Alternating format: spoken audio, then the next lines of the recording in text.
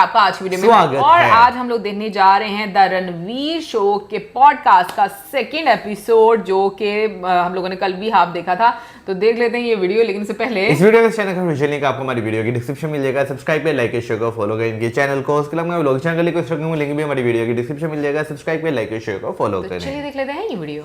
क्या आपको लगता है कि एक आईपीएल एक्सपेंशन होगी, मतलब और भी टीम्स ऐड होंगे एटसेट्रा एटसेट्रा, या लीग लंबी हो जाएगी?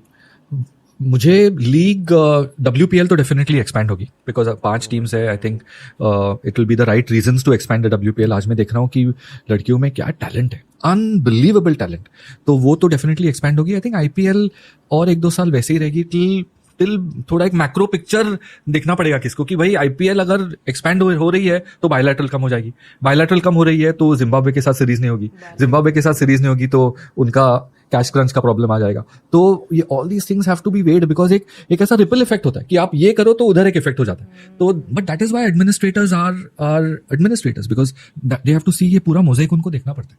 मेरा बचपन का सपना है सर कि 30 आईपीएल टीम देखने का चांस मिले, पर टटिंडा टाइबो की पेंशन भी जरूरी है। एग्जैक्टली। और वेस्ट इंडीज, अभी आप वेस्ट इंडीज के स्टेडियम्स देखो, ग्राउंड्स देखो, वो basic infrastructural operational cost are issues right now. Okay, आपके एक पास्ट जॉब प्रोफाइल के बारे में बात करते हैं। National selector, head national selector मेरे ख्याल से आप अजीत अगरकर है। अजीत अगरकर है। पहले एक हेड नेशनल सिलेक्टर क्या करते हैं? क्या उनकी खुद की एक सिलेक्टर्स की टीम होती है? Is that the role? और एक उनमें से एक सिलेक्टर क्या करता है जिसका जॉब प्रोफाइल आपने निभाया? और कैप्टन का क्या रोल रहता है सिलेक्शन में? नहीं, ब्रिलियंट क्वेश्चन। ये हर क्रिकेट फैन को जानना है। हाँ, मैं थोड़ा डिटेल में जाऊंगा इसके Go बारे for में। it, sir. या बिकॉज 5 सिलेक्टर थे, 1 from each zone, so north zone, central zone, east, west and south, right? India broken up into 5 zones, 1 selector from each zone. 4 साल का टर्म होता है। ये 5 जनों का एक एप्लीकेशन इंटरव्यू प्रोसेस होता है। सो सम 40, 50, 100 पीपल विल अप्लाई, लेकिन एक एप्लीकेशन के लिए थ्रेशोल्ड होता है कि 30 फर्स्ट क्लास मैचेस या 1 मैच फॉर द कंट्री। ये सब BCCI के वेबसाइट पे है पूरा अवेलेबल, एक criteria. Then according to the criteria वो एप्लीकेशंस आते हैं। एक सेंट्रल एडवाइजरी कमिटी होती है BCCI की, which conducts the interviews, and then you appoint these 5 people. Out of these 5 people जिसने भी इंडिया के लिए ज्यादा खेला हो वो चेयरमैन बन जाता है। तो हमारी सिलेक्शन कमेटी में MSK Prasad was the chairman। और क्या होता है कि इसमें 2 मेजर स्टेक होल्डर्स होते हैं, एक सिलेक्टर्स और एक टीम मैनेजमेंट। वो टीम मैनेजमेंट में हेड कोच होता है, कैप्टन होता है, और batting, fielding and bowling coach है। तो ये 5 बंदे होते हैं एंड द सिलेक्टर्स। तो पहला जॉब ये सिलेक्टर्स का ये होता है कि टीम मैनेजमेंट से, जो मैंने पहले विजन के बारे में बात की कि टीम मैनेजमेंट की विजन क्या है, टीम मैनेजमेंट की एक क्रिकेट का विजन क्या है, एक प्लेयर्स का विजन क्या है, कि जो प्लेयर्स टीम में आने चाहिए वो एक सर्टेन कल्चर के होने चाहिए, एक सर्टेन एटीट्यूड के होने चाहिए। मैं एक एग्जांपल देता हूँ कि अगर आप बैट्समैन हो और आपका गेम अटैकिंग है और आप 2-3 मैचेस फेल हो गए, तो 4th मैच अगर आप डिफेंसिव खेलने लगो और रन्स करने ट्राई करो और आपका जो नेचुरल स्ट्रॉन्ग पॉइंट है वो अबैंडन करके आप खेलोगे, तो वो may be not the right culture. लेकिन आप चौथे मैच में भी आओगे, बोलोगे बॉल यहाँ गिरा तो मैं मारूंगा उसको, और तभी आप रन्स करोगे, तो yes, you are mentally strong, your culture is intact. So people who don't compromise their natural ways to attain success is one big pillar of culture, and there are several others. So then we take this information, and in addition to this information की next 12 months का schedule क्या है, next 12 months में world cup है क्या, next 12 months में test championship है, उसके लिए how are we going to prepare? Because एक इंडियन टीम होती है, एक इंडियन A टीम होती है, तो Indian A team is like a shadow team, and that they have a different schedule for that basically, and that schedule again we sit with the National Cricket Academy people as well, and then come up with a schedule plan for the senior team and the junior team and the A team। National cricket academy से players के attitude और वो सब के बारे में भी पता because ये पूरा डॉक्यूमेंटेड होता है कि and we get access to a lot of visual information as well, because they have a lot of videos and everything of the players, so that becomes like a little bit of a data center, for the BCCI। तो ये team management से vision सीखो क्या है, and then you have to go and watch a lot of domestic matches. तो 4 साल में मैं लिटरली 5-6 दिन हफ्ते में मैचेस ही देख रहा था. एंड देन आफ्टर द और आप फर्स्ट एक मैच को 5 दिन के लिए देखते थे या so Ranji Trophy match is a 5-day game, for example. So you watch the first 2-3 games, because क्या होता है कि very quickly एक selection committee जब ये होती है तभी एक player की list बनती है कि ये 30-40 players है based on the team's vision and the team's requirement. अभी हम all-rounder के लिए ढूंढ रहे, तो भाई all-rounders देखो जाके, सब first class teams में all-rounders देखो, shortlist that, say you start with 15 all-rounders and then you say ये 4 है ना, ये अच्छे. एक थोड़ा रॉ सवाल Yeah. है. इतने सारे क्रिकेटर्स हैं भारत में. Yeah. In no human way can you cover everyone. आप हर किसी को स्कैन नहीं कर सकते. Correct. तो आई एम अज्यूमिंग कि जिनका नाम स्कोर कार्ड पर एट द टॉप है, यानी कि जिसके रन सबसे ज्यादा है या जिसके विकेट सबसे ज्यादा है, आप लिटरली सब उनको स्कैन करते हैं. एब्सोल्युटली. वो फिल्टरिंग प्रोसेस उधर से ही होता है कि ये रणजी ट्रॉफी है, इसमें 30 टीम है या 32 टीम्स है, ये 32 टीम्स में से ये टॉप 20 स्कोरर्स है, ये टॉप 20 विकेट टेकर्स है. Then you connect to the Ranji coaches also, because ये बंदे हमारे साथ खेले हुए हैं, तो सब दोस्ती कि मैं पूछ यार ये कैसे है, नहीं जतिन तो आके देखिए बहुत अच्छा प्लेयर है, तो आजा. उधर वो कोच से भी इंटरैक्ट हम करते हैं और वो कोच बोलता है कि यार ये तो है, लेकिन वो जो दूसरा प्लेयर है ना उसके रन नहीं बने थोड़े ये साल, लेकिन वो बहुत बड़ा प्लेयर है. तो ये कॉन्टेक्स्ट भी लेना पड़ता है. इसके लिए जाके मैचेस देखते हैं, बिकॉज कभी कभी मैच में एक प्लेयर है वो आउट हो गया, अंदर आके खुद बैठा है, टीम के साथ इन्वॉल्व नहीं हो रहा है, फील्डिंग प्रैक्टिस में इंटरेस्ट नहीं है, चुपचाप बैठा है, तो यू फील अरे यार ये खुद का ही सोच रहा है, टीम का नहीं सोच रहा है. I used to walk a lot around the ground, जो बाउंड्री लाइन पे फील्डर्स है, मैं सडनली उनको पूछता था कि यार अभी ये क्या करेगा इस सिचुएशन में तू. और द फील्डर्स जो क्लूड ऑन थे वो बोलते थे जतिन भाई नहीं अभी लेफ्ट आर्म स्पिनर लाना चाहिए, या ये करना चाहिए, वो करना चाहिए. जो सो रहे हैं ग्राउंड पे बैठ के, फिजिकली है, mentally miles away, they would say हाँ थोड़ा मैं सोच के बताता हूँ आपको, तो थोड़ा आपको आइडिया आती है. तो ये कॉन्टेक्स्ट गैदरिंग बहुत इंपॉर्टेंट है. सो ये अगर सिलेक्शन जस्ट फिगर्स पे होता तो यार एक स्टैटिस्टिशियन बैठ के आराम से टीम निकाल सकेगा, बट ये बहुत कॉन्टेक्स्ट इंपॉर्टेंट है, बिकॉज जो प्लेयर्स आप वो ड्रेसिंग रूम में जो पाइपलाइन कर रहे हो ना, they have to be of a certain culture and a certain kind of mentality. Exactly. Okay. एक नैरेटिव होता था बहुत पहले कि आईपीएल की परफॉर्मेंस के थ्रू आपको इंडिया कैप नहीं मिलती, बट आई एम अज्यूमिंग कि वो नैरेटिव अब बदल चुका है कि अगर आपने आईपीएल में परफॉर्म किया तो आपके चांसेस बढ़ जाते हैं. Tilak Varma for example. पर क्या Tilak Varma, I believe even Yuzi Chahal, जब उनको इंडिया डेब्यू मिला था उन्होंने बहुत ज्यादा रणजी क्रिकेट नहीं खेली. Jasprit Bumrah same. Correct in saying that कि आईपीएल की परफॉर्मेंस बहुत ज्यादा जरूरी होती है. नहीं, पहले तो मुझे प्रॉब्लम ही नहीं है इसमें कि अगर आईपीएल में कर रहा है बंदा तो अच्छा है ना, you can use that as a marker. Definitely इसमें इनके आईपीएल परफॉर्मेंस को इग्नोर करके कुछ फायदा नहीं है. अभी तिलक वर्मा बहुत अच्छा प्लेयर इंडिया को मिल गया because of the IPL. So I think the quality of the player should dictate, not where he is playing. Okay. Back to Ranji trophy. जैसे कुछ स्टेट्स है जो थोड़े से छोटे क्रिकेटिंग स्टेट्स माने जाते हैं, असम, नागालैंड, इन स्टेट्स को भी स्कैन किया जाता है 100%. अभी झारखंड को देख लो, Jharkhand is one of the most dangerous white ball teams in India. बहुत ही अच्छी team, so lot of smaller teams are getting better today. It's surely जितना क्रिकेट का जो डेसिबल लेवल है इंडिया में कि हर बच्चा खेलना चाह रहा है, हर कोने कोने में बीसीसीआई ने पूरा डेवलपमेंट प्रोलिफरेट करके डिस्ट्रीब्यूट करके किया है ये सब, तो every team today has become dangerous. I mean I remember a few years back Jammu Kashmir beat Bombay, and that's amazing. I mean if you look at international level, Afghanistan like we spoke about, बहुत dangerous team है. तो India में that is what is causing the upliftment of the quality of Indian cricket. Okay. कि हर जगह पे quality improve हो रही है. सुनने में आया कि जैसे उमरान मलिक कश्मीर से निकल के आए, वैसे ही कश्मीर से एक स्ट्रीम ऑफ फास्ट बॉलर्स निकल के आ रही है. बिल्कुल नहीं, मैं तो ये बहुत सालों से हो रहा है. यूपी से भी बहुत आ रहे थे. मैं एक स्टोरी बताता हूँ. मैं जब नाइकी में था तभी एक नया फास्ट बॉलिंग का शू लॉन्च हो रहा था, तो वो प्रोडक्ट वाले आए थे यूएस से कि चलो हम थोड़ा ये ट्राई करेंगे जूता. तो मैंने बोला ठीक है, नो प्रॉब्लम, जाके एक काम करेंगे, मैदानों पे जाएंगे, cross Maidan, Azad Maidan, let's give the shoe to proper maidan cricketer. तो वो इंटरेक्शन में प्लेयर्स से समझा कि कहाँ से है आप, कहाँ से हो? सर मैं तो इलाहाबाद से हूँ, सर मैं तो नेपाल से आया हूँ, सर मैं तो रांची से हूँ. अच्छा क्या कर रहे हैं इधर, जॉब है आपका? नहीं सर, हम वो मुंबई इंडियंस में ट्राई करने के लिए आ रहे हैं. तो जैसे बॉलीवुड में Indian film industry, I think we should call it, जैसे बाहर से बॉम्बे आते कि प्रोड्यूसर के साथ ब्रेक मिले, डायरेक्टर के साथ ब्रेक मिले, ऑल ओवर इंडिया से क्रिकेटर्स आ रहे हैं कि मुंबई इंडियंस के साथ एक नेट बॉलिंग का चांस मिले मुझे, कि मैं नेट में इंप्रेस करूं और वो मुझे फिर मुझे चांस मिले. ऐसे हुआ है? ऐसे ही हो रहा है अभी, ऐसे ही हो रहा है. सो अभी not only Mumbai but KKR में हो रहा है, सीएसके में हो रहा है. तो it will happen with Gujarat Titans also. LSG. It will happen with all the teams because ये तो जैसे साउथ अमेरिका में rags to riches stories are based on football. कि I remember David Luiz, he used to tell me कि my mother used to do domestic chores and when I left for Portugal I told her that you'll never have to work again. तो यही तो stories है. And that's happening in cricket also. They are coming to Bombay because Mumbai Indians के net में उनको chance मिले, वो थोड़े impress करे रोहित शर्मा को और फिर उनका करियर टेक ऑफ हो वहां से. वाह. ओके. मैंने एक्चुअली सोचा था कि बहुत सारी बातें करेंगे आपके साथ, पर ये पूरा का पूरा क्रिकेट नर्ड पॉडकास्ट बन गया, व्हिच इज ग्रेट. कि इसके बाद एक और इंग्लिश पॉडकास्ट होगा जहां हम फुटबॉल की भी बातें करेंगे. बिल्कुल. पर एक हिंदी में फुटबॉल का सवाल है मेरा. रोनाल्डो के साथ आपने काम किया? हाँ, मैंने बहुत काम किया. उनको जाना है? हाँ, बिल्कुल. तो मैं यूरोप में था नाइकी के साथ और तभी रोनाल्डो खेल रहे थे रियल मैड्रिड के लिए.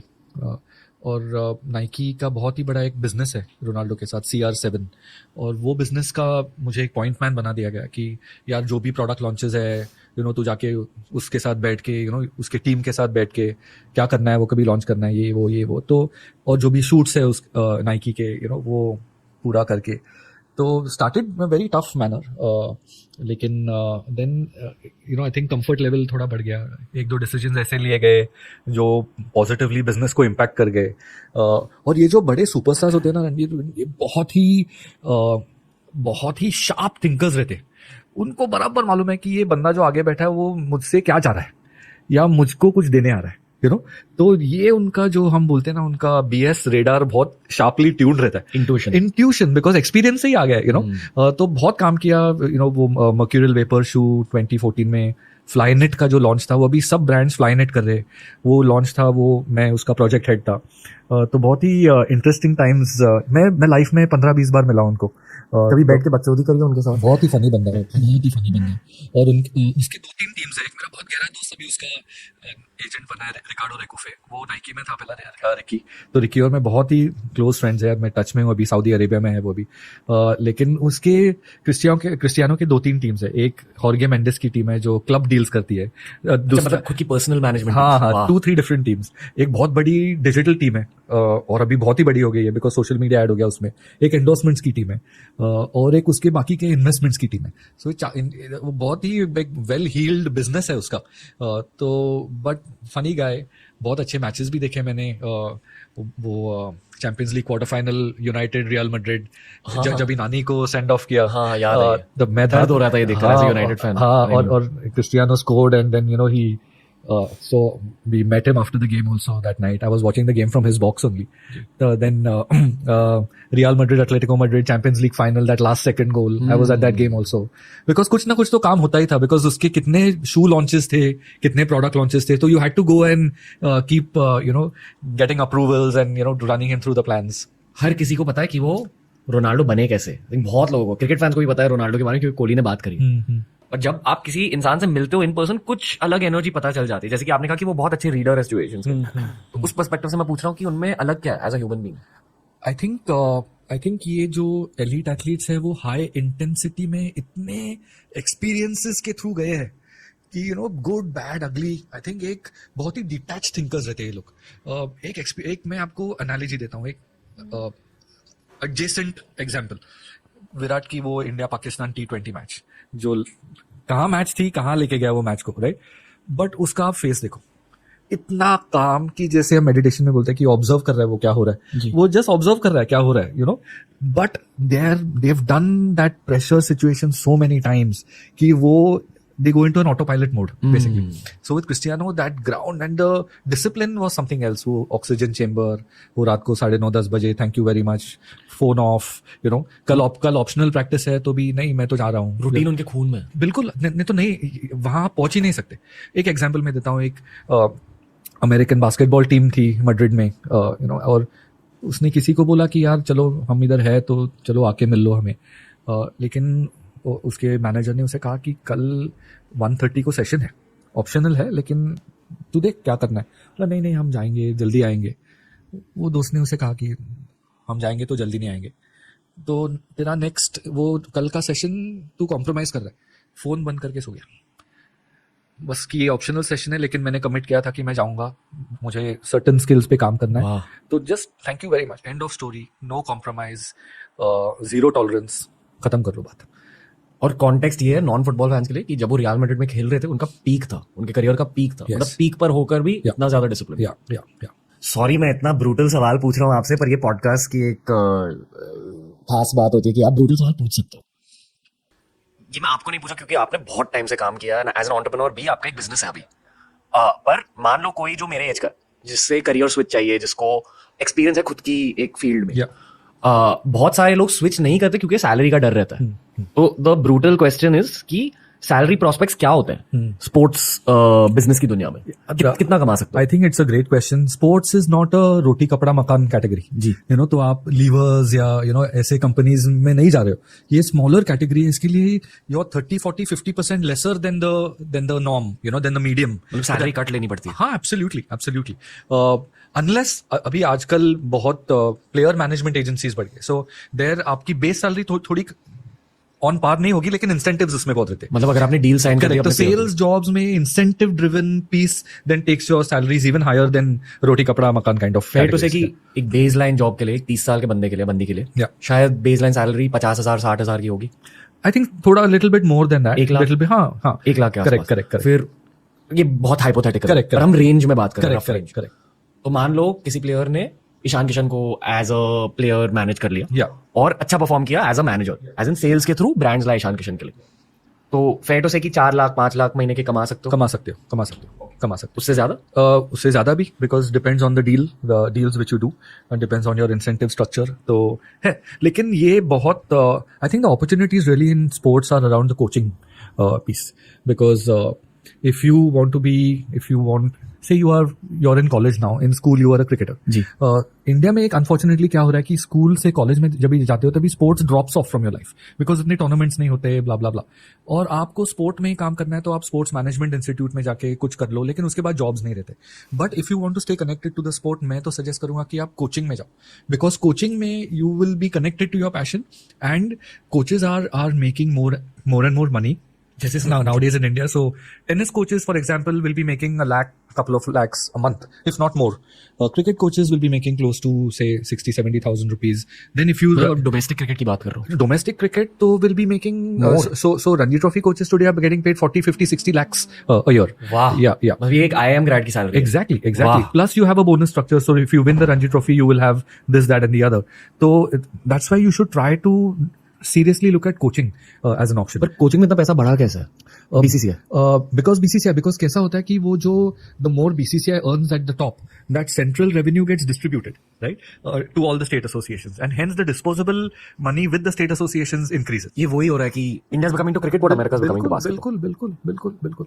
जो स्पोर्ट्स एनालिटिक्स भी बहुत बड़ी एक फील्ड हो रही है क्या, कि यूएस की बहुत बड़ी एनालिटिक्स कंपनीज का बैक ऑफिस अभी इंडिया में है, तो एनालिटिक्स, डेटा, कोचिंग, इसमें बहुत ही स्कोप है इंडिया में। ओके, फॉर एग्जाम्पल मुझे बास्केटबॉल में डेटा का रोल पता है कि प्लेयर ने शॉट कहां से लिया, करेक्ट, फील्ड में कहां से उन्होंने शॉट फेंका या कहां से पास लिया, या कितने सक्सेसफुल पासेस या अनसक्सेसफुल शॉट्स वगैरह। क्रिकेट में एनालिटिक्स का मतलब ये है कि बॉल पिच कहां हुआ, अगर यहाँ पिच हुआ तो कैसे शॉट्स मारे गए। वो एक चीज है कि mainly analytics is for the coach, कि आप जब ये एक बैट्समैन का आप वीडियो एनालिसिस करते हो, कि आप एक फ्रंट ऑन उसे लेते हो, कि अंपायर के पीछे एक स्टूल रख के आप कैमरा सेटअप वहां से है, तो आपको बराबर वो रेंज मिल रहा है बैट्समैन का, प्लस बैट्समैन के लैटरली पॉइंट पे एक कैमरा सेटअप है, तो आपको इनिशियल मूवमेंट पता चल रही है आगे से, साइड से। तो वो कोच के लिए बहुत इंपॉर्टेंट टूल है कि वो कोच वो बैठ के समझ के कि हाउ नेक्स्ट स्टेप्स प्लेयर को क्या समझाने हैं, वो प्लेयर को बताने के लिए पहले कोच को ये करना पड़ता है। तो वीडियो एनालिस्ट ऑल्सो आजकल मैं देख रहा हूँ कि बहुत lot of people video analysis में जा रहे हैं क्रिकेट के, और अच्छा बिकॉज एवरी स्टेट एसोसिएशन जो होती है, अभी मुंबई क्रिकेट एसोसिएशन ले लो, एक रणजी ट्रॉफी टीम है, और पहले तो मेन एंड वुमेन, तो एक रणजी ट्रॉफी टीम, विमेन का अभी तक रेड बॉल क्रिकेट नहीं है, विमेन हैव दो वाइट बॉल टूर्नामेंट्स है, बट वो एक सीनियर टीम होती है, अंडर 19, अंडर 16, अंडर 15 अकेडमी, तो हर जगह पे एक एनालिस्ट लगता है, विमेन के लिए भी हर जगह पे एक एनालिस्ट लगता है, फिजियो लगता है, मैश्योर लगता है, स्ट्रेंथ एंड कंडीशनिंग कोचेज अभी कितने इंपॉर्टेंस में आ रहे हैं, तो ये एरिया स्पोर्ट्स में बहुत बढ़ रही है। तो एक vocational kind of guidance is very important, because then you can, आप वो स्पोर्ट आपके लाइफ में रख सकते हो फिर। क्या ओवरऑल भारत में स्पोर्ट्स की दुनिया में ओवरऑल नॉन क्रिकेट भी, जैसे कि जैवलिन या फुटबॉल या हॉकी या टेनिस, हर जगह पैसा बढ़ रहा है? हर जगह पैसा बढ़ रहा है। अभी हमने एक एनालिसिस किया था कि 2007 में आईपीएल जब स्टार्ट हुई जी। तभी जस्ट 40 या 50 क्रिकेटर्स, इंडियन बीसीसीआई का पैसा आप बाजू में छोड़ो, जस्ट आईपीएल का जस्ट मैच फीस, वो मैच फीस में 20 जन कुछ 1 करोड़ के ऊपर कमा रहे थे। अभी 5,000 Indian sports man and women 40-50 lakh से ज्यादा कमा रहे हैं, बिकॉज आपके पास कबड्डी लीग है, बैडमिंटन लीग है, अभी हॉकी लीग रिलॉन्च हो रही है फिर से, आपके पास एवरी स्टेट में एक डोमेस्टिक T20 लीग है, तो वो पैसा बढ़ ही रहा है। और जब भी आप प्लेयर्स का पैसा बढ़ाते हैं, और जब एक लीग स्टार्ट होती है तो प्लेयर्स को तो पैसा मिलता है, लेकिन ये सपोर्ट स्टाफ देखो आप नीचे, यू नो, ये सबको एम्प्लॉयमेंट मिलती है, ये सबको एक्स्ट्रा पैसा मिलता है। ओके, इफेक्टिवली पैसे आ रहे हैं लीग्स की वजह से, ब्रांडिंग की वजह से, Yes. यानी कि ब्रांड्स की दुनिया की वजह से Yes. वो पैसा डाल रहे हैं क्योंकि नंबर्स बढ़ चुके हैं, व्यूअरशिप बढ़ चुकी है। बिल्कुल। एंड मेरे ख्याल से व्यूअरशिप इसलिए बढ़ चुकी है क्योंकि भारत में स्पोर्ट्स कल्चर बढ़ चुका है। बिल्कुल बिल्कुल, तो इफेक्टिवली अगर भारत में स्पोर्ट्स कल्चर बढ़ा तो भारत की स्पोर्ट्स की दुनिया में पैसे बढ़ेंगे। 100%। अभी हम आज बैठे हैं जी। इधर, आज सुबह पेपर में हमने क्या पढ़ा कि 100 Asian games medal won today, 100 medals India have won at the 2023 Asian games, और 2018 में 70 मेडल्स थे, so 40% more medals we have won. And here you know this is एक बहुत बड़ा एक की इंडिकेटर है ये कि क्या चल रहा है। अगर इतना पॉपुलेशन एक्स्ट्रा खेल नहीं रहा था तो ये टॉप लेवल के एथलीट्स आए किधर से? एक और ब्रूटल सवाल है सर, सॉरी, पर मैं कॉन्वर्सेशन के लिए ऐसे सवाल पूछ रहा हूँ। Pinnacle of sports income in India Virat Kohli, शायद वो सबसे ज्यादा कमा रहे हैं। जी, रफली आपके अकॉर्डिंग कितना कमाते होंगे? यार ये बहुत ग्रे एरिया है, बिकॉज एक तो है मैच फीस में है बीसीसीआई, आईपीएल, देन दूसरा एक एरिया है एंडोर्समेंट फीस। आप थोड़ा मैच फीस, आईपीएल, एंडोर्समेंट आप देख सकते हो, लेकिन ये जो लाइसेंस बिजनेसेस है वो उनके नंबर्स आर नॉट पब्लिक। मतलब मेरे ख्याल से जो इंटरनेशनल लिस्ट होती है जहां उनको लेब्रॉन जेम्स, टाइगर वुड्स के साथ कंपेयर किया जाता है, वो एक स्टैंडर्ड ब्लॉक फिगर है कि इतना तो कमा ही रहे हैं ब्रांड डील्स के through etcetera. I think so. तो आप कह रहे हो कि इसके अलावा भी लाइसेंसिंग होती है, इक्विटी होती है स्टार्टअप्स में वगैरह वगैरह। बिल्कुल, और वो तो हमें मालूम ही नहीं है कि क्या है, यू नो। सर मैं आपको ये सवाल इसलिए पूछ रहा हूँ क्योंकि जैसे माइकल जॉर्डन का करियर अगर आप स्कैन करें तो कहा जाता है कि barely 1% of his current net worth had been earned through NBA basketball games. फिर स्पॉन्सरशिप से भी पैसे कमाए, पर उनका असली पैसा आया उनके बिजनेस इक्विटी से। और मैं मानता हूँ कि जो भारत के टॉप एथलीट्स है, विराट कोहली, रोहित शर्मा, MS धोनी, सचिन तेंदुलकर, ये सारे लोग आजकल इक्विटी के बारे में सोचते हैं या एसोसिएटेड बिजनेसेस के बारे में सोचते हैं, जैसे कि रॉन्ग, कोहली का एक क्लोथिंग ब्रांड है। Correct thinking? बिल्कुल। और ये जो जॉर्डन के बारे में बात करेंगे, बिकॉज जॉर्डन का जो नाइकी का जो ब्रांड है जॉर्डन जी, वो हम शूज देखे कि हमें सिर्फ लगता है कि जॉर्डन वो ब्रांड है, 100% है, बट जॉर्डन अमेरिका का 3rd या 4th biggest kids where brand है। किड्स वेयर ब्रांड, एक हाई स्ट्रीट बिजनेस वाला किड्स वेयर ब्रांड में वो 3rd या 4th है नॉर्थ अमेरिकन मार्केट में। तो आप देख लो कि वो कितना बड़ा बिजनेस होगा, बिकॉज ये जो एक्यूमेन है नाइकी की, बिकॉज ये जो फादर जो अपने सन या डॉटर के लिए खरीद रहा है वो जॉर्डन का फैन है, इसके लिए उसको जॉर्डन वाला ही खरीदना है कुछ। और ये नाइकी के लिए भी अच्छा है बिकॉज कंज्यूमर एक्विजिशन हो रहा है 3-4 साल के एज पे, तो वो तो शिफ्ट नहीं होगा, यू नो। तो ये बहुत इंटरेस्टिंग पीसेस है। तो ये जो हमने बोला कि मैच फीस या फ्रेंचाइज फीस, एंडोर्समेंट्स, ये 3 बकेट्स हो गए। उसके बाद 2 और बकेट्स है लाइसेंस बिजनेस, जैसे आपने रॉन्ग की बात की, वो एक लाइसेंस बिजनेस हो गया। क्या होता है लाइसेंस बिजनेस? जॉर्डन रॉन्ग की एक आपको लाइसेंस फी मिलती है टोटल सेल्स पे। मतलब क्या सर? सॉरी, आपको बहुत बेसिक तरीके से। तो अगर आप एक पैर जूता 10 रुपए का आपने बेचा, तो उसका ग्रॉस रेवेन्यू हो गया 10 रुपया, लेकिन वो 25% उसके ऊपर, उसके नीचे एक रिटेलर मार्जिन होता है, तो ग्रॉस रेवेन्यू हो गया 7.5 रुपया कंपनी के लिए। वो 7.5 पे आपको एक लाइसेंस फी मिलती है, मतलब एक कट मिलता है। यस, कि आपका नाम हमने यूज किया और इसके लिए आप ये 4% या 5% या 10% ले लो। तो ये लाइसेंस फीस का बहुत एक बड़ा बिजनेस है, विच यू कैन इमेजिन। मैं मेरे बच्चों को रॉन्ग में सजाऊंगा। Correct, exactly. और ये हो गया लाइसेंस फीस, और दूसरा हो गया, लास्ट लेग हो गया आपके इन्वेस्टमेंट्स। तो आपकी इंटरनली एक इन्वेस्टमेंट कमिटी होती है जो प्रपोजल्स देखती है, और फिर आपको इक्विटी मिलती है कंपनी। सर, पर उस लेवल पर, जैसे कोहली या धोनी के लेवल पर, आई एम श्योर उनके टीम्स पैसों के बारे में सोच रहे होंगे, बट क्या वो खुद पैसों के बारे में सोचता एट ऑल? आई थिंक एक 100% की वो कमर्शियल पीस तो है ही इसमें, लेकिन आप आपके करियर में कौन से फेज में हो, वो भी एक बहुत बड़ा पॉइंट है। आपको जो मद्दे नजर रखना पड़ता है कि अगर मुझे मालूम है कि मैं और 3 या 4 साल ही खेलने वाला हूँ, उसके बाद मैं भी खुद को मेरे next innings of my life में प्रिपेयर कर रहा हूँ, तो मैं नेक्स्ट इनिंग्स में ये 4-5 मेरे पास प्रपोजल्स आए हैं, उसमें कौन से बिजनेसेस है जो हियर एंड नाउ वाले बिजनेसेस है या जो थोड़ा लॉन्गर टेल वाले बिजनेसेस है जिसमें मैं इन्वॉल्व होऊंगा और मुझे अच्छा एक्साइटमेंट होगा, मेरा ये पैशन भी है कि मैं इन्वॉल्व होऊंगा, तो वो भी एक कंसिडरेशन सेट में आता है डिसीजन मेकिंग में। और उसके लिए आपकी जो इन्वेस्टमेंट कमेटी होती है और आप में बहुत ही टाइट अलाइनमेंट रहनी चाहिए, बिकॉज अगर आपको एक बिजनेस अच्छा है तो वो अर्ली स्टेजेस ऑफ इवैल्यूएशन में हटना नहीं चाहिए, वो बिजनेस वो आपके पास कभी पहुंचना ही नहीं है फिर। तो ये बहुत ही जैसे मैंने आपको बोला कैप्टन का लाइफ बिजी होता है, but as you become a bigger, जब भी आप बड़े स्टार बनते हो आपका लाइफ बहुत बिजी होता है, बिकॉज आपको आपका गेम भी देखना है, आपका फिटनेस देखना है, आपका फैमिली लाइफ देखना है, आपका बिजनेस देखना है, आपके एंडोर्समेंट्स तो बहुत ही बिजी हो जाता है पूरा। फ्री टाइम मिलता है स्ट्रक्चर्ड, ये जो बड़े स्टार्स है वो किंग्स ऑफ प्लानिंग रहते हैं। इनको 2-3 महीने के बाद में मैं क्या करने वाला हूँ, कौन से दिन में, बराबर उन लोग का प्लान होता है पूरा। तो कैलेंडर प्लानिंग, जो हम सेशन प्लानिंग कैलेंडर प्लानिंग बोलते हैं, they definitely pull out a lot of time कि मुझे क्या अच्छा लगता है, मुझे क्या करना है मेरे डेवलपमेंट के लिए, आउटसाइड ऑफ जो भी मैं कर रहा हूँ, ये पूरा मैप्ड आउट 100% होता है। ओके तो ये चिल कब करता है, यही प्लानिंग के बीच? हाँ, वो भी मैप्ड आउट होता है कि ये मेरा मी टाइम है, इसमें ये मैं थोड़ा और कुछ करना चाह रहा हूँ, तो ये पूरा एक ऐसा सिस्टम सेट होता है। इसके लिए ये बहुत ही, इसमें एक स्टेक होल्डर होता है जो आपका पर्सनल मैनेजर होता है, बिकॉज वो आपका गेट कीपर होता है। तो वो पर्सनल मैनेजर और ये सबके पास बहुत एक्सपीरियंस्ड पर्सनल मैनेजर्स होते हैं जो literally they control your life in terms of your time basically. Sir आपने इतने सारे सुपरस्टार्स के साथ काम किया है, तो सबसे बिजनेस ओरिएंटेड सुपरस्टार कौन लगा आपको? आई थिंक जो वो एक बाय प्रोडक्ट है evolution of the sports business का।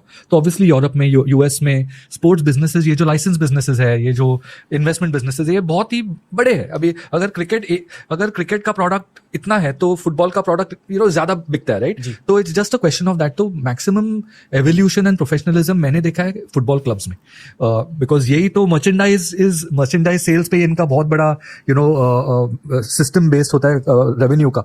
तो आई थिंक ये जो क्लब्स के लिए जो हेड ऑफ कमर्शियल रहते हैं ना, इन लोग सबसे शार्पेस्ट रहते। और ये एथलीट्स के बारे में क्रिस्टियानो 100% डेफिनेटली, माइकल जॉर्डन, आप अगर देखो तो Tom Brady, big American stars are maximum commercialization वहाँ होता है, बिकॉज उधर रियल एस्टेट भी बहुत एक बड़ा उनका पिलर होता है ऑफ रेवेन्यू। इंडिया में भी होता है, sorry I take my words back, because अपने इंडियन क्रिकेटर्स भी बहुत रियल एस्टेट में इन्वेस्ट करते हैं, मोर देन रेसिडेंशियल कमर्शियल में करते हैं। एक बड़ा 2-3 फ्लोर ले लिए एक बिजनेस सेंटर में और बैंक को दे दिया फॉर एग्जांपल। तो ये सब भी होता है, लेकिन जो प्लानिंग, जो प्रोफेशनलिज्म से वहाँ होता है, यहाँ चालू हो गया होना, लेकिन और थोड़ा टाइम है। आई थिंक दैट्स वही मेरा पहला पॉइंट था कि ये जो इंडियन स्पोर्ट्स इकोसिस्टम है अभी बन रही है, अब से ये पूरा चालू होगा। अभी आईपीएल में 10-15 साल हो गए आईपीएल के। मैं बोल रहा हूं आपको कि आईपीएल टीम्स में फॉरेन इन्वेस्टर्स अभी पैसा डालेंगे। अभी आप ऑलरेडी देख रहे हो कि यूएस से प्राइवेट इक्विटी इन्वेस्टर्स आ रहे हैं। अब भी ये टीम्स को रियलाइज हो कि भैया ये तो गेम है, ये तो ठीक है, लेकिन अभी मैं मेरा लाइसेंसिंग बिजनेस कैसे चलाऊं, मैं मेरा मर्चेंडाइजिंग बिजनेस कैसे चलाऊं। अभी ये जो नॉलेज, अगर एक बड़ा पीई फंड आ गया यूएस से और इन्वेस्ट कर लिया एक टीम में, तो वो फंड जो एनएफएल के टीम के साथ कर रहा है या एनबीए के फ्रेंचाइज के साथ कर रहा है, वो बेस्ट प्रैक्टिसेस यहाँ ट्रांसफर करेगा। तो इनको भी समझेगा, अरे यार ये तो हम छूट रहे थे, ये नहीं हो रहा था हम लोग का। तो ये जो नॉलेज ट्रांसफर है, जो समटाइम्स इन्वेस्टर्स लेके आते हैं, ये बेस्ट प्रैक्टिसेस, ये अभी चालू होगा। ओके, मैं ये जानता हूँ कि कुछ क्रिकेटर्स भी हमारे शो को देखते हैं, तो अब उनसे क्या कहना चाहोगे फ्रॉम अ बिजनेस पर्सपेक्टिव? और मान लो अगर डोमेस्टिक प्लेयर्स हैं, अगर इंडिया प्लेयर्स रह चुके हैं, what's your advice to them? I think आजकल आप देख रहे हो कि लीग्स इतने बढ़ रहे हैं। क्रिकेट देख लो आप, तो अभी आईपीएल में जियो के पास राइट्स है। जियो 12-14 लैंग्वेजेस में ये ब्रॉडकास्ट करेगा, तो ऑब्वियसली कमेंट्री बहुत बड़ी अपॉर्चुनिटी है। इतने रिसेंटली रिटायर्ड क्रिकेटर्स अभी वर्नाक्युलर कमेंट्री कर रहे हैं, तो कमेंट्री डेफिनेटली ऑप्शन है। लेकिन मैं तो अगर आपको कोचिंग में इंटरेस्ट है तो आप 100% फॉर्मल ट्रेनिंग ले लो एज अ कोच। वो लेवल 1, लेवल 2, लेवल 3 वो ट्रेनिंग ले लो, बिकॉज कनेक्शन है गेम के साथ, प्लस अच्छा पैसा भी है। तो कोचिंग और कमेंट्री में बहुत ही बड़ा स्कोप है, बहुत स्कोप है। और कोचिंग में अगर आपको एज अ बिजनेस भी बढ़ाना है तो आप एक मल्टी एकेडमी अप्रोच ले सकते हो उसको। आपका अगर नाम बड़ा है तो आपके नाम से वो फ्रेंचाइज करके इंटरनेशनल स्कूल्स के साथ टाई अप करके आप कर सकते हो। तो स्पोर्ट्स क्रिकेट में बहुत ही अपॉर्चुनिटीज है कमेंट्री कोचिंग के लाइंस पे। ओके, और एक फाइनल सवाल है आज के लिए सर, वर्ल्ड कप कौन जीतेगा? इंडिया इंडिया जीतेगा, लेकिन सेमीफाइनल गर्म होगी, वो सेमीफाइनल का टेंशन है। अभी गिल थोड़ा डाउन विद डेंगू, तो मैं भी थोड़ा वरीड हूँ, बिकॉज आई थिंक गिल जो ऐड करता है ये टीम में, मैंने पहले ही बोला कि वो जो पाकिस्तान मैच में उसने अफरीदी को took the attack to the Pakistanis, जो हम थोड़ा नहीं कर रहे थे और ये उसने एक अंदर से ही वो डिसाइड करके आया था कि नहीं मैं ये करूंगा। तो आई थिंक ये गिल बहुत बड़ा फैक्टर है होपफुली इस पूरे वर्ल्ड कप में। पूरे वर्ल्ड कप। मैं तो बोल रहा हूँ, मैं ये प्रेडिक्शन है, maybe I am wrong. बोलते हैं कि क्रिकेट में प्रेडिक्शन करना है that's the surest way of becoming a fool, but मैं बोल रहा हूँ कि गिल बहुत इंपॉर्टेंट है अपने लिए। इस पॉडकास्ट के एंड में मैं बस ये कहना चाहूंगा कि आपका फैन काउंट भी बहुत बढ़ चुका है, बहुत ज्यादा नॉलेज डिश आउट करी है सर। आई थिंक आपके फैंस को खेलों के बारे में जानना चाहिए, झट से बता दीजिए खेलों में लेके। आजकल स्पोर्ट्स वेन्यू आपको बुक करना है या स्पोर्ट्स कोचिंग बुक करना है, तो इतना आपको मैनुअल इंटरवेंशन करना पड़ता है कि पूछना पड़ता है यार क्रिकेट कोच कौन है, फुटबॉल कोच कौन है, यार मैं कहाँ खेल सकता हूँ, कि तो ये पूरा हमने ऐप पे लेके आए और इजी एक्सेस दे रहे, स्पोर्ट्स को अच्छा रिस्पॉन्स है। मैं जो मुझे अच्छा लगता है वो कर रहा हूँ, और अच्छा करियर रहा है मेरा। ऐसा बहुत कुछ मैंने किया है जो चांस नहीं मिलता। अभी एक इंडियन बंदा जाके नाइकी में यूरोप में काम कर रहा है, स्पोर्ट्स में, फुटबॉल में, सब बहुत अच्छा चल रहा है। So enjoying life. Lots of sports fans are envious sir, honestly. I am sure. Jatin sir thank you, Thank you. मजा आया आपके साथ। ये थोड़ी क्रिकेट ओरिएंटेड नर्डी कन्वर्सेशन थी। We will be back on the show very soon. Thank you for having me. Thank you, enjoyed. तो दोस्तों ये था आज का पॉडकास्ट। मुझे ऐसा क्यों लग रहा है कि हमें एक टीआरएस ऑल स्टार मिल चुके हैं। जितना ज्यादा आप इस पॉडकास्ट को शेयर करोगे उतनी ही जल्दी हम जतिन सर को फिर से पॉडकास्ट पर बुलाएंगे। फुटबॉल के बारे में भी ये बहुत कुछ जानते हैं, क्रिकेट की दुनिया के बारे में इतनी सारी चीजें जानते हैं ना कि मैं एक ये वाले पॉडकास्ट में सब चीजों को एनकैप्सुलेट नहीं कर पाया। इनसे और बहुत सारी चीजों के बारे में पूछना था, बात करना था। बताइए इस वाले एपिसोड के बारे में अच्छा क्या लगा, और मुझे ये बताइए कि अगली बार जतिन सर के साथ कैसी बातें करनी चाहिए। इनके सोशल मीडिया हैंडल्स मैंने लिंक कर दिए नीचे। इनके बिजनेस को भी फॉलो कीजिए, खेलो मोर। ऐसे बहुत कम लोग होते हैं जो भारत के स्पोर्ट्स कल्चर के लिए इतना कुछ कर रहे हैं। तो दोस्तों lots of love from TRS, lots of love to Jatin sir, and we will be back very very soon. जीतेगा भाई जीतेगा, इंडिया जीतेगा।